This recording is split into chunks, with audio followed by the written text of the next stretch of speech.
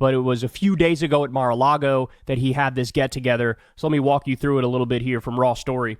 On Sunday morning, Vaughn Hilliard of NBC News reported that the celebration was not advertised in advance and the press was excluded. But comments Trump made were leaked where he praised attorney John Eastman as film clips were shown documenting his attempts to get former Vice President Mike Pence to not certify the election. So Eastman is one of the worst, rigged election cranks that there is.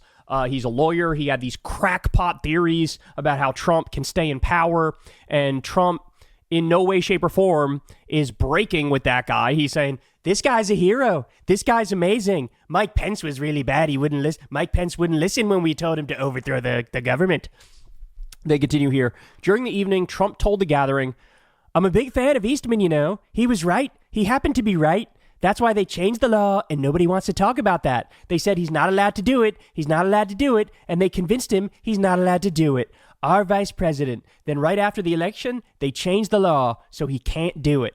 So let me explain that for everybody, because I know I have to decode it from Trump speak. But what he's saying is Eastman had this theory that the vice president could unilaterally decide, I'm going to reject the results of the election. I'm going to overturn the democratic will of the people. He had this crackpot theory that if the vice president stands up and says, I'm not in favor of making this transition and verifying and certifying the person who won, that everybody has to shut their brains off and the whole process gets jammed up. And that's the end of it. And then Trump would have gotten to stay in office. And of course, that's not true. In fact, Mike Pence went around asking conservative legal scholars all over the country, hey, is what he's saying true? And every single one of them said, no, Eastman's a crank. And of course, that's not accurate. So Pence did the right thing. And what happened is, after all this nonsense, the Congress, just to make it crystal super duper clear, said, hey, we already know what the proper interpretation of the law is, that the vice president can't just willy-nilly reject the results. But since they were trying to do this, let's make it extra clear by passing a law that says, no, for real, seriously, y'all, the vice president can't willy-nilly reject the results of the election and put their middle finger up to the will of the American people. But Trump looks at the fact that they made that new law, and he lies about it to try to pretend it was an admission that you could reject the results of the election, that the vice president could do that. So Trump's lying, and he knows he's lying, because the only reason they passed that law is just to remove any doubt whatsoever and make it so that cranks like Eastman cannot try to exploit bogus loopholes and get us into a constitutional crisis. All right, let's continue. What was the sense in this room? What was the purpose of this gathering? Is it just an in-your-face moment or just a tale of things to come? So this is MSNBC. They had a conversation about this on one of the shows over there. But they go on to list, here's some of the people that were there or that were praised at the event. You have John Eastman, Michael Flynn, who's a total QAnon freak. I mean, the guy has absolutely lost his mind 14 times over.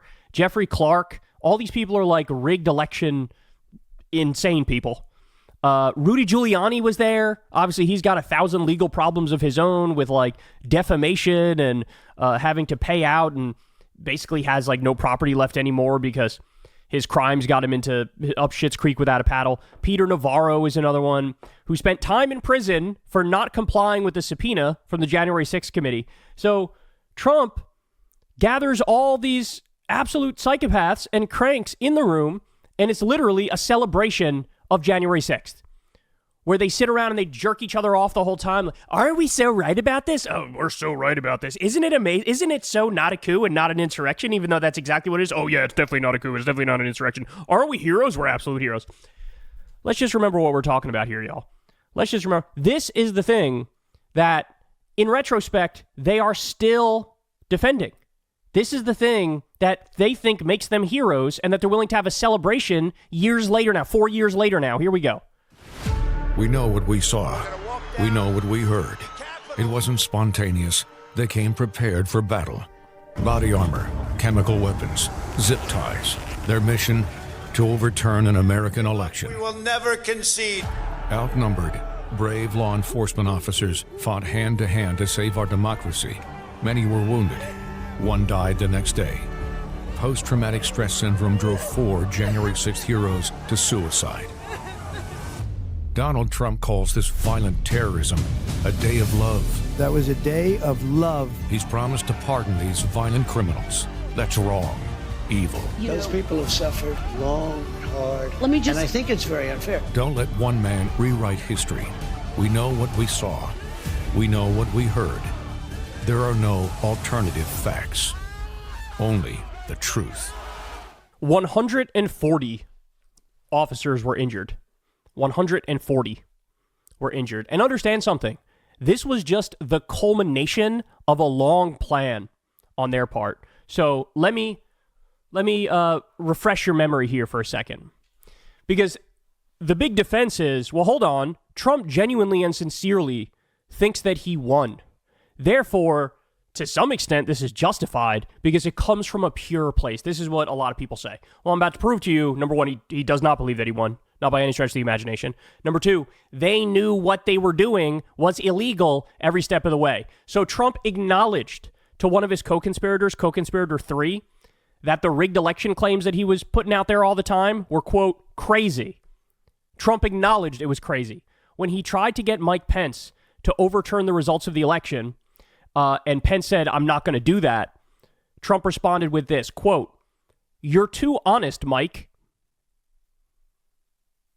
In other words, he knows Pence is telling the truth and, rejecting overturning the election. He knows that's the right thing to do. He knows that's being honest about what actually happened. He doesn't care. Trump worked with co-conspirator 4 to open sham election crime investigations, tried to get the Justice Department to release statements that said, oh, we see a lot of trickery and deceit and fraud going on in this election, and here's an official legal document that now says that that's exactly what's going on. Nonsense. He knew it was nonsense. They forced the Justice Department to send letters to the states fraudulently saying that they identified significant concerns that may have impacted the outcome of the election. Here's a quote from the Jack Smith indictment. On January 6th, as violence ensued, the defendant and co-conspirators exploited the disruption by redoubling efforts in trying to convince members of Congress to further delay certification based on false claims. This is the part that a lot of people don't realize. Even after all of the violence, even when all the crimes were happening, at that incredibly dangerous moment, you still had Trump and his team working the phones saying, don't you dare certify Joe Biden. Don't certify Joe Biden. Internally, by the way, their memo on this was called the Fraudulent Elector Memo, and they had, quote, fraudulent elector instructions. So, in other words, they were doing crimes. They knew they were doing crimes. They got away with it, and now they're celebrating those crimes. That's what's happening. And remember, other countries seemingly still have their head screwed on right. And so now you have an arrest warrant out for the president in South Korea who just tried to do a coup the other day and institute martial law. Remember that? There's an arrest warrant out for that guy. You have Bolsonaro was banned from office until 2030. Seemingly in all these other countries, if somebody attempts an insurrection or a coup, there are consequences. In this country, we just re-elected the guy who tried to steal an election. That's why you have one of the officers from January 6th just the other day came out and said, I sincerely don't think we live in a democracy anymore. I think it's already gone. That's a chilling thought for a lot of people. It's a chilling thought, but there's certainly an argument to be made there. There's certainly an argument to be made there. So, celebrating January 6th at Mar-A-Lago, right before he takes the White House again. Celebrating it. We're in for a long 4 years, man. A long, tumultuous 4 years. Hey, y'all, do me a favor and like and subscribe. It helps out big time in the algorithm. Click the bell as well for notifications when videos drop. And watch that video on screen right now. You know you want to.